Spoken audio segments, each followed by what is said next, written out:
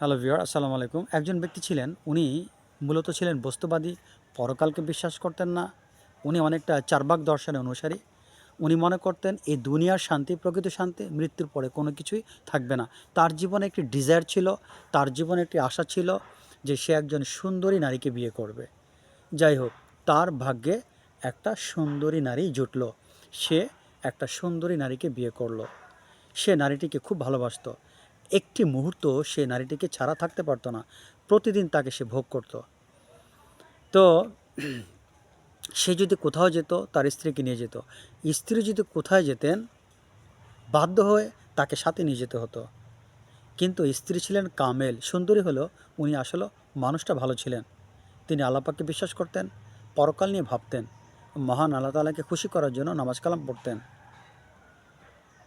আর তার স্বামী ছিল তার জন্য পাগল, তাকে ভোগ করার জন্য পাগল। যাই হোক, এতটা তিনি স্ত্রীকে ভালোবাসতেন যেটা ভাষায় প্রকাশ করা যায় না। স্ত্রী ছাড়া তিনি কিছুই বুঝতেন না। আগেই বলেছি, উনি কিন্তু বস্তুবাদী ছিলেন, পরকালকে বিশ্বাস করতেন না। তার মানে এই জগতই তার জন্য ভোগের জায়গা, অন্য কিছু নয়। যাই হোক, একদিন স্ত্রীর বাবা, ওই মহিলার বাবা অসুস্থ হয়ে যান। খবর পাঠালেন,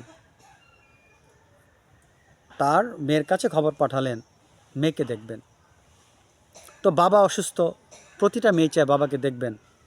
তো উনি, মেয়েটা কী করলেন, তার স্বামীকে বললেন, আমাকে অনুমোদন দাও, আমি একটু আমার বাবাকে দেখতে চাচ্ছি। আমার বাবা মৃত্যুর সাথে পাঞ্জা করছে। যদি অবস্থা মৃত্যু হয়, যদি আমাকে সে দেখতে না পারে, চিরকাল তুমি কিন্তু দোষী থাকবে, আমিও দোষী থাকবো, আমাকে একটু যেতে দাও।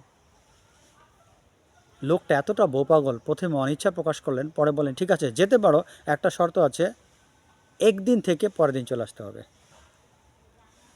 যাই হোক, তখনকার সময় পালকিতে করে কিন্তু বউদের নিয়ে যাওয়া হতো। ওই লোক কী করলেন, পালকির ব্যবস্থা করলেন, পালকিতে করে নিয়ে যাওয়া হচ্ছে।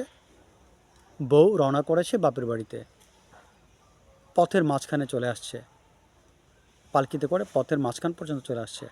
এখন স্বামী কিন্তু বাসায় বসে শূন্যতা অনুভব করছে, স্ত্রী ছাড়া সে একা কীভাবে থাকবে, স্ত্রীকে তা লাগবেই। লোকটি কী করলো, দৌড়ে চলে গেল পালকির কাছে। দৌড়াতে দৌড়াতে দৌড়াতে পালকির কাছে সে বলে, এই পালকি থামাও, ওকে নামাও। পালকির লোক যে নামিয়ে দিল, বলো তুমি বাসা চলে আসো। নারীটা অবাক, এটা কী ধরনের আচরণ, আমার বাবাকে দেখতে চাচ্ছি একটা রাতের জন্য, তারপর সে এমন করছে। নারী কী করলেন, তার স্বামীর সাথে চলে আসলেন বাসায়। স্বামী স্ত্রী দুজনেই ঘরের মধ্যে ঢুকলেন যখন, নারী কী করলেন, দরজা লাগিয়ে দিলেন। দরজা লাগিয়ে দিলে তিনি তার বস্ত্রকে খুলে দিলেন এবং বলেন, দেখ, তুই আমার দেহকে ভোগ কর, তুই এই দেহের জন্য পাগল, আমার দেহকে ভোগ কর, তোকে আমি আমার দেহটাকে দিয়ে দিলাম। কিন্তু একটা কথা, একটা প্রশ্ন আজকে তোর কাছে আমার আছে, এই প্রশ্নের জবাবটা তুই আমাকে দিবি। আজকে যদি আমার আত্মা চলে যায়, শুধু দেহটা পড়ে থাকবে, এই দেহের কোনো মূল্য নেই। শুধু দেহটা পড়ে থাকবে, 2 দিন পর দেহে পোকা ধরবে। আমার আত্মা যদি চলে যায়, তুই কি দেহটাকে নিয়ে থাকতে পারবি? তোর পক্ষে কি দেহটাকে নিয়ে জীবনযাপন করা সম্ভব? মানুষ তো দেরি করে না, তাড়াতাড়ি কবর দেওয়ার জন্য চেষ্টা করে, যে তাড়াতাড়ি জানাজা দিয়ে ওকে কবর দাও। হিন্দুরা হলে তাড়াতাড়ি পুড়িয়ে ফেলে। মানুষ ওই দেহটাকে যত সুন্দর হোক আর ভালোবাসে না, তাড়াতাড়ি মাটিতে পুঁতে ফেলার জন্য চেষ্টা করে, দুর্গন্ধ আসবে। তো আমার যদি আত্মা চলে যায়, তুই আমার দেহকে নিয়ে বাঁচতে পারবি? কয়দিন রাখবি আমার দেহকে নিয়ে? নাকি তুই বলবি তাড়াতাড়ি কবর দেওয়ার ব্যবস্থা করো, জানাজার ব্যবস্থা করো? লোকটি অবাক হয়ে গেল তার স্ত্রীর কথায়। তার স্ত্রীর মধ্যে এই চাপা ক্ষোভ ছিল, সে কখনো বুঝতে পারেনি। তবে লোকটি এই কথাটি বুঝতে পারলো যে বাস্তবে একটা কথা তার স্ত্রী বলেছে, আসলে সে যদি মারা যায়, তার পক্ষে সম্ভব নয় একটা রাত তার স্ত্রীকে কাছে রাখা। তাহলে এই দেহের জন্য যে আমি এত পাগল, এটা তো আসলে ভুল। লোকটির মাথায় কিন্তু এখন একটা নতুন দিগন্তের সূচনা হলো। লোকটি বুঝতে পারলেন, আমি বস্তুবাদী, আমার ধারণা ভুল। এই যে এত দেহ দেহ চিন্তা করি, মৃত্যুর পরে দেহকে মানুষ তাড়াতাড়ি মাটিতে পুঁতে ফেলার জন্য চেষ্টা করে, কবর দেওয়ার জন্য চেষ্টা করে। হিন্দুরা হলে শ্মশানে এনে পুড়িয়ে ফেলে। এই দেহের জন্য আমরা এত কিছু করছি। দেহের তো কোনো মূল্যই থাকে না মৃত্যুর পর। লোকটির মনের ভিতরে একটা অজানা প্রশ্নের সংকেত দিল। লোকটি বুঝতে পারলেন, আমি এতদিন ভুল করে আসছি।